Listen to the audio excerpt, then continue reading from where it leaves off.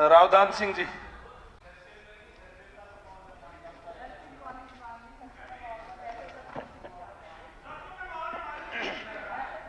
धन्यवाद उपाध्यक्ष महोदय, जो आपने मुझे महामहिम राज्यपाल महोदय के अभिभाषण पर विचार व्यक्त करने के लिए समय दिया। अध्यक्ष महोदय, सरकार के द्वारा किए गए कार्यों का उल्लेख सदन में पेश करें, यह हर प्रजातांत्रिक सरकार की एक प्रणाली रही है, जिसके माध्यम से बताया जाता है कि इस सरकार इस योजना के अंदर कौन कौन से कार्य किए हैं और कौन से कार्य करने जा रही है। अध्यक्ष महोदय, बड़ी आशा अपेक्षा के साथ इस हरियाणा प्रदेश की महान जनता ने भाजपा को सत्ता सौंपी थी कि कांग्रेस के द्वारा किए गए चहुमुखी विकास को आगे बढ़ाते हुए शायद ये पार्टी आपको और ज्यादा विकसित करके दिखाएगी, अच्छे दिन लेकर के आएगी। लेकिन वो लोग अब इंतजार कर रहे हैं कि कब अच्छे दिन आएंगे, कब हम विकसित प्रदेश और देश कहलाएंगे। कहां से शुरू करूं और कहां खत्म, सच्चाई को छुपा नहीं सकते। आज की तारीख में हर वो आशा जो यहां पर एक मतदाता ने सोची थी, उसको निराशा में बदल दिया गया है। हर रोजगार के लिए बेरोजगार युवकों को बेरोजगारी में धकेल दिया गया है। महंगाई सिर पर वजन के तौर पे बैठ गई है, कानून व्यवस्था बिगड़ती चली गई है, विकास सिमटता चला गया है। अध्यक्ष महोदय, फिर भी सरकार कहती है कि 5G लाएंगे, डिजिटल प्रदेश बनाएंगे, सुशासन से सरकार चलाएंगे, और अब तो आगे अमृतकाल की बातें चलने लगी। 5 ट्रिलियन इकोनॉमी लेकर आएंगे और प्रदेश और देश को विकसित राष्ट्र बनाएंगे। अध्यक्ष महोदय, सच्चाई तो यह है कि भूखे को रोटी और प्यासे को पानी की जरूरत रहती है। बिना रोटी के भूख नहीं मिटती, बिना पानी के प्यास नहीं मिटती। अब मैं कहना चाहता हूं सुशासन की बात, जो सरकार ने बड़े विस्तार से, मेरे से पूर्व वक्ताओं ने भी पक्ष विपक्ष के अंदर इसके ऊपर विचार दिए और उन्होंने बहुत कुछ बताया। ये PPP यानी परिवार पहचान पत्र, आज परेशानी पहचान पत्र के नाम से अगर मैं कहूं तो इसमें अतिशयोक्ति नहीं है। कितने ही लाखों लोगों का पेंशन का काम रुक गया, कितने ही लाखों लोग BPL के अंदर जो बेनिफिट सरकार से लेते थे, उनको उनसे वंचित कर दिया गया। उसके बाद सरकार कहती है कि स्वामित्व दे करके हमने एक बहुत बड़ा कार्य किया है। X का Y और Y का Z के नाम से स्वामित्व दे दिया और उस व्यक्ति को परेशानियों में डाल दिया। इससे कोई भला होने वाला नहीं। मेरा पानी मेरी विरासत। उपाध्यक्ष महोदय, जब पानी नहीं है तो विरासत किसकी? हरियाणा में दूसरा नाम दिया कौशल रोजगार, जो बन गया है भुलेखे का एक और हथियार। मैं ये कहना चाहता हूं, सरकार कहती है कि हमने 1,06,000 लोगों को कौशल रोजगार के माध्यम से रोजगार दिया। ये पुराने कॉन्ट्रैक्ट को इस पोर्टल में केवल 6,000 लोगों को, नए जो लोग हैं उनको रोजगार देने के लिए पत्र गया। जो 4,000 समथिंग जो मैंने जिन्हें बताया उन्होंने ज्वाइन किया। 1,06,000 तो वो है जो पहले से आउटसोर्सिंग पर ठेकेदारों के माध्यम से लगे हुए थे, उसको पोर्ट किया। वो आज नौकरी मिली ऐसा नहीं, वो तो पहले से जो लगे हुए हैं उसी में तो ये था कि नाम बदल के नीचे आ गए हैं, बोला गया। लेकिन उनका भविष्य आज भी अनिश्चित तौर पे रहा। कल कोई भी परमानेंट एम्प्लॉय जब आएगा तो उसको उससे वंचित कर दिया जाएगा। ये कार्य फिर किस तरह से है, किस तरह से सिक्योरिटी, किस तरह से उस आदमी के जीवन के अंदर ये एक विश्वास पैदा होगा कि आज जिस रोजगार के लिए मैं आया हूं और उस रोजगार पर मैं कल रहूंगा। सरकार ने यहां नहीं, केंद्र के अंदर जो आर्मी, जो हमारे क्षेत्र के अंदर कहा जाता था जवान और किसान, मैं समझता हूं जब आप ओबिचुरी रेफरेंस भी पढ़ते हैं तो शायद ही कोई एक आध बार होगी जब कोई हमारा वहां से शहीद का नाम उसके अंदर नहीं आता हो। उसके अंदर भी आपने 4 साल की जो अग्निवीर योजना चला करके आर्मी के लोग जब जाते हैं गांव में रिश्ते के लिए तो पूछा जाता है पक्की फौज में हो वो कच्ची फौज। एक क्वेश्चन मार्क आपने फौज के ऊपर भी लगा दिया इस माध्यम से, तो रोजगार की बात कहां पर आती है? अध्यक्ष उपाध्यक्ष महोदय, सबका साथ सबका विकास और अब जोड़ दिया उसके अंदर सबका प्रयास। मैं तो इतना ही कहना चाहूंगा कि ये कुछ का साथ, अपना विकास व जनता से विश्वासघात, हरियाणा एक और हरियाणवी एक, ये बात छोड़ करके आपने क्षेत्र, जाति और संप्रदाय में समाज को बांटने का प्रयास किया। ये जनता उपाध्यक्ष महोदय सब जानती है।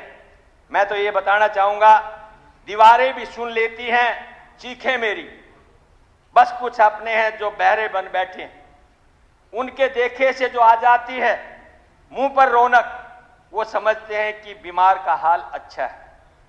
9 वर्ष ही भूल करते रहे हम, धूल चेहरे पे थी, आईना साफ करते रहे हम। उपाध्यक्ष महोदय, ये जो सरकार ने आपके सामने प्रस्ताव पेश किया है, इसके अंदर बहुत सारी बातें हैं जो सरकार ने अपने तौर पर बताई।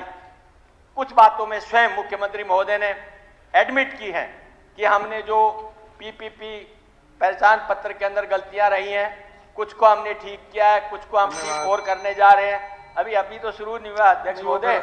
या तो फिर बाकी मेंबर ना बोले, हमें तो अरे नहीं, बाकी मेंबर ना बोले।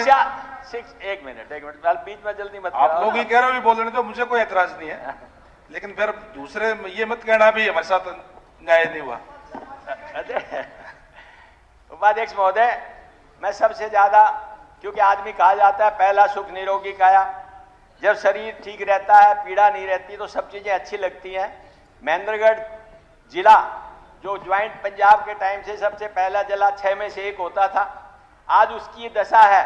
हमारे यहाँ अभय सिंह जी अब चले गए हैं, वो कहते हैं जी मेडिकल कॉलेज हमने बना दिया, मुख्यमंत्री महोदय से उसमें इक्विपमेंट की मांग कर रहे हैं।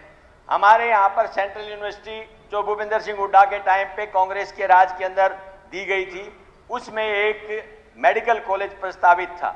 जमीन हमारे पास है। फिर मैं आग्रह करूंगा माननीय मुख्यमंत्री महोदय से कि अगर प्रयास करें वो, तो केंद्र में जाकर के उस व्यवस्था को कराने का प्रयास करें, ताकि वहां के लोगों को भी ये स्वास्थ्य सेवाएं मिल जाएं। वरना तो हमारे यहाँ हॉस्पिटल की हालत ये है कि वो सिर्फ रेफरल हॉस्पिटल है। जब भी कोई सीरियस पेशेंट आ जाता है, उसको शायद रेफर करने के अलावा कोई दूसरी चीज नहीं दी जाती। प्योर स्पेशलिटी हॉस्पिटल भी वहां पर नहीं है। माननीय उपाध्यक्ष महोदय, बहुत दिनों से एक बात चली हुई है कि मनेठी के अंदर एम्स आएगा। माननीय प्रधानमंत्री जी महोदय ने 8 साल से इस बात की घोषणा की हुई है, आज तक अभी भी इसके अंदर जिक्र किया है कि 210 एकड़ दे दी गई है, लेकिन मैं समझता हूं अभी तक वो कार्य संपन्न नहीं हुआ है। इसलिए मैं चाहूंगा कि सरकार की कथनी और करनी में अंतर ना हो, और जो इन्होंने कहा है वो सारे कार्य पूरे होने चाहिए। अध्यक्ष महोदय, अभी एक साथी जो मिड्डा जी थे, उन्होंने कहा कि जींद को 8 नेशनल हाईवे से जोड़ा हुआ है। तो हमने क्या गलती की है? उनको 8 नेशनल हाईवे से जोड़े, बहुत अच्छी बात है। महेंद्रगढ़ को तो आपने नेशनल हाईवे 148B से डिनोटिफाई करके स्टेट हाईवे 17 बना दिया गया है। 8 बार में से 7 बार सदन में आपसे मांग करी, अब जाकर के आपने उस पर कार्य शुरू किया है। हम सकारात्मक विपक्ष का काम करते हैं। आपने एक काम अच्छा किया है, D152, मैं ये कहना चाहता हूं उसको, लेकिन जो दूसरे काम नहीं हुए उनके बारे में ही बात कहें। जो हमारी सरकार के दौरान काम हुए थे, उन्होंने कहा कि आपकी सरकार ने कोई नेशनल हाईवे नहीं दिया। जो भूपेंद्र सिंह हुड्डा जब मुख्यमंत्री थे, 71 हाईवे उनके टाइम पे बनाया गया था।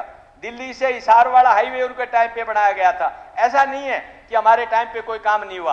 आप अच्छे काम करेंगे, हम उसकी सराहना करेंगे, लेकिन अगर अच्छे काम न करके खाली वाहवाही की बात करते हैं, तो वो बात मैं समझता हूं नहीं चल पाएगी। जहां तक आपने कहा कि इंफ्रास्ट्रक्चर डेवलप करने का, माननीय मुख्यमंत्री महोदय यहाँ पर विराजमान है, एक पिलर बता दें आप, जो मेट्रो का आपने कहीं भी लगाया हो।